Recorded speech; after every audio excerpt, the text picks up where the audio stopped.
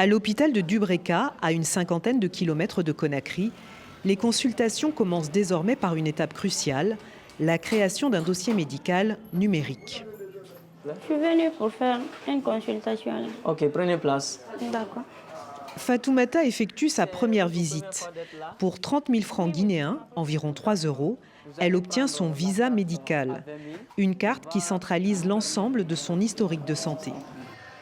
Avec ça, là, toutes tes données sont enregistrées. Ton bilan, les examens, tout.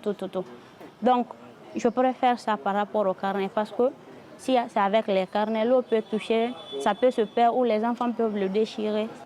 Le visa médical est disponible dans une vingtaine d'hôpitaux à travers le pays et touche aujourd'hui plus d'1 million d'utilisateurs. Pour les soignants, cette digitalisation fait gagner un temps précieux.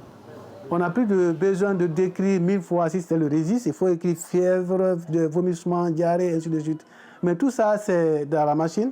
Il suffit seulement que vous mettez l'initiale et puis les informations sont là. Et ça permet au médecin d'être rapide dans la consultation et en temps réel et de communiquer aussi avec les autres services par rapport si le malade doit passer ici, qu'est-ce qui doit être fait.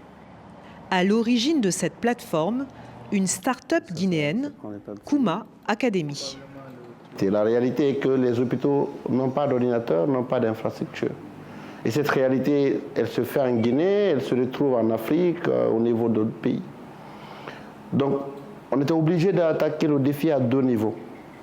Comment permettre de financer les hôpitaux en mettant tout ce qui est nécessaire en termes d'infrastructures critiques, en termes d'équipements informatiques nécessaires pour des médecins, avant de remplacer le papier vers des systèmes qui sont plus intelligents au niveau de l'analyse des données. La start-up ambitionne désormais de toucher 10 millions de personnes sur le continent d'ici à 2030.